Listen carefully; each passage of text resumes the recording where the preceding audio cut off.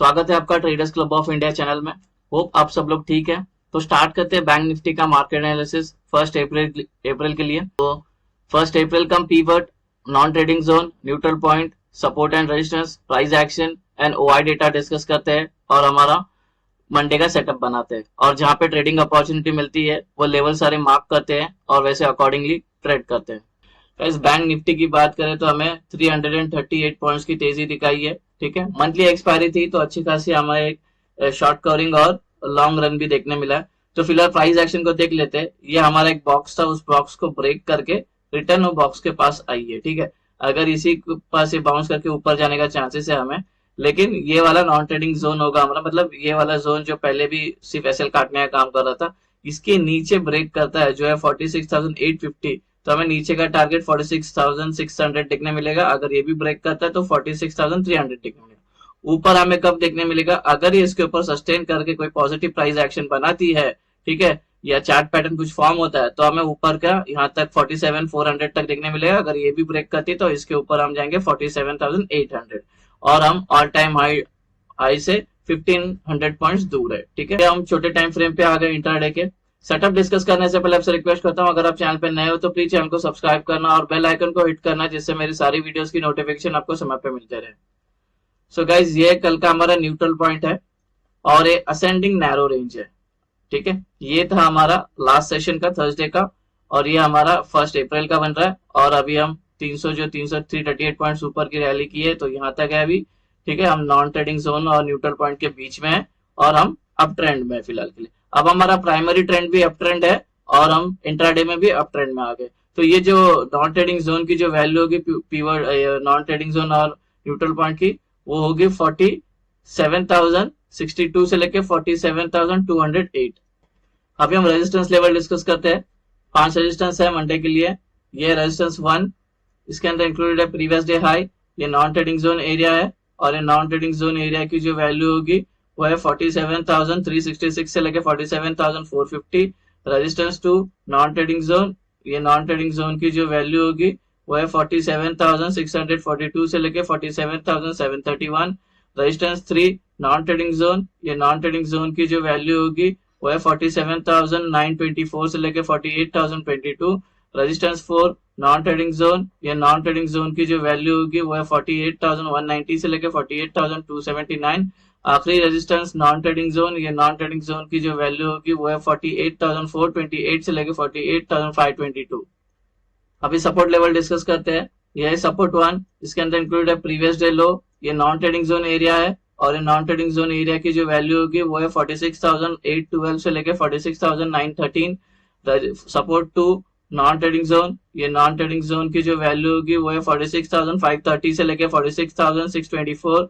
Support 3, non trading zone, ये non trading zone की जो वैल्यू होगी वो है 46,248 से लेके 46,342।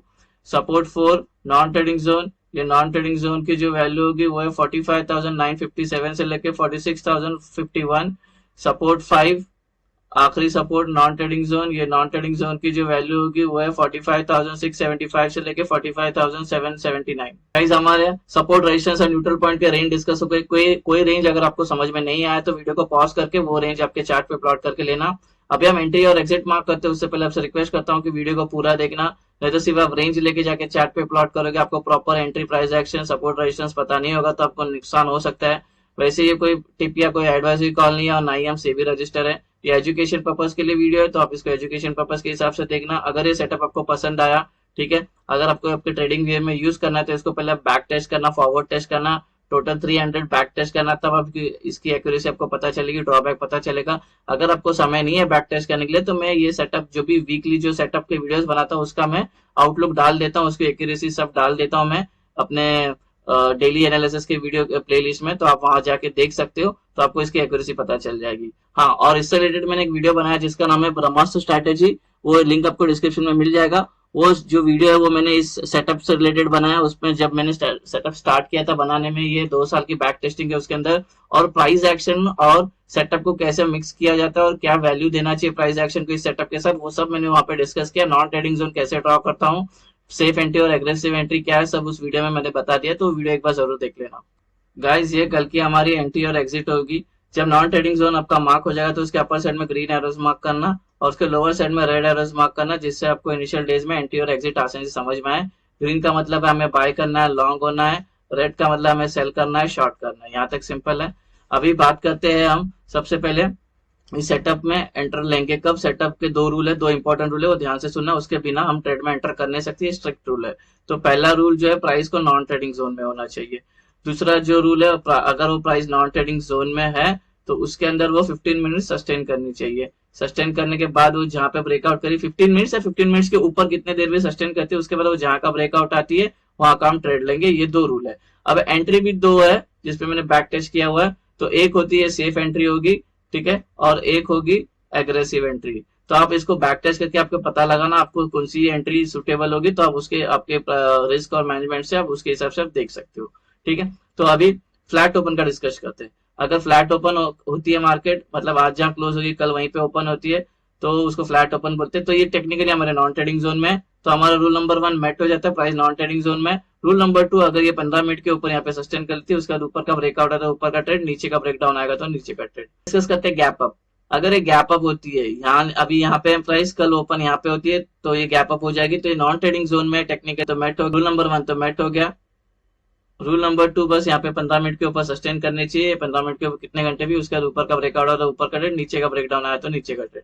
अगर ये गैप अप होने के बाद तुरंत गिरना स्टार्ट करती है या और ऊपर जाना स्टार्ट करती है बिना यहाँ पे कंसोलिडेट किए, तो हम ट्रेड नहीं लेंगे, हमें वेट करना है। रूल नंबर 1 और 2 जब तक मैट नहीं होता तब तक ट्रेड में एंटर नहीं करेंगे। एग्जाम्पल के लिए गैप अप होती है बाद गिरना स्टार्ट करती है और ये नॉन ट्रेडिंग जोन में आके इसको एक सपोर्ट मिल जाता है और यहाँ पे अपना थ्रेशोल्ड कंप्लीट कर लेती है, 15 मिनट के ऊपर सस्टेन कर लेती है, उसके बाद ऊपर का ब्रेकआउट आता है, ऊपर का ट्रेड, नीचे का ब्रेकडाउन आया तो नीचे का ट्रेड।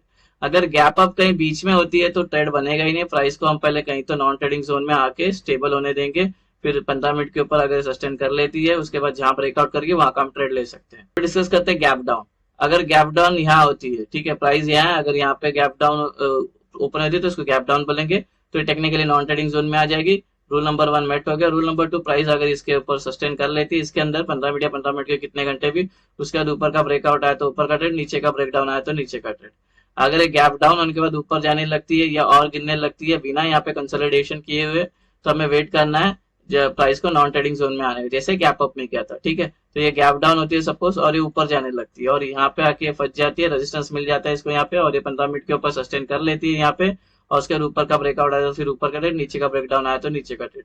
अगर गैप डाउन कहीं बीच में होता है तो भी वेट करेंगे हम, प्राइस को कोई तो नॉन ट्रेडेड जोन में आके फंसने देंगे।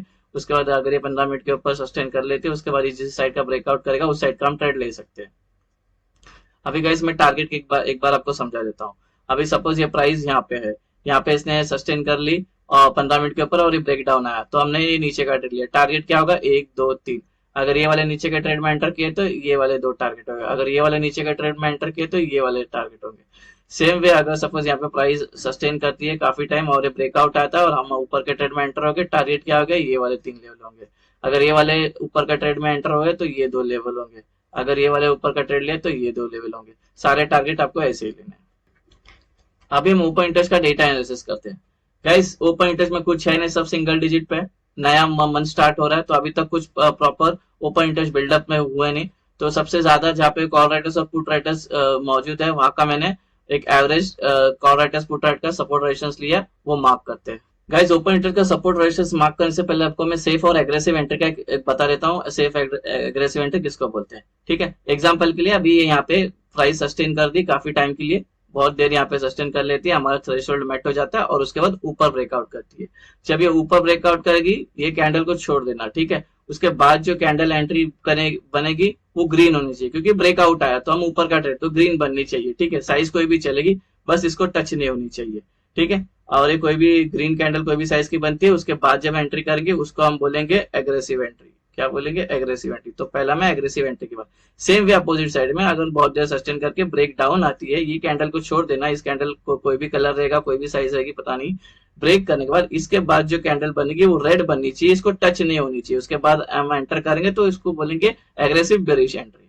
अब बात आती है सेफ एंट्री की। अब ये प्राइस यहाँ पे सस्टेन करती है काफी टाइम और सपोज ये ब्रेकआउट आता है, ये ब्रेकआउट आता है, ये कैंडल को छोड़ के इसके बाद जो 3 कैंडल बनेंगे कंटिन्यू ग्रीन बननी चाहिए, कंटिन्यू ग्रीन बननी चाहिए। उसके बाद हम एंटर करते हैं तो उसको बोलते हैं safe bullish entry. Same way नीचे के साइड में ये ब्रेकआउट आता है, उसके बाद 3 रेड बनती है कंटिन्यू, तो इसको बोलते हैं सेफ बेरिश एंट्री। ठीक है, तो गाइस अगर हम अप ट्रेंड में चल रहे हैं तो हमें ऊपर एक रेजिस्टेंस फेस करने मिलेगा जो है 47,600 एक रेजिस्टेंस हमें फेस करने मिलेगा। इसको लग के प्राइस नीचे आ सकती है, बिकॉज जो कॉल राइटर्स के जो ओपन इंटरेस्ट है, ठीक है, वो सबसे ज्यादा यहाँ पे प्रेजेंट है। यहाँ पे सेलर्स एक्टिव हो जाएंगे, प्राइस को नीचे लेके आ सकती है, ट्रेंड चेंज हो सकता है। अगर हम डाउन ट्रेंड में चल रहे हैं तो नीचे हमें एक सपोर्ट देखने मिलेगा जो है 46,700 का।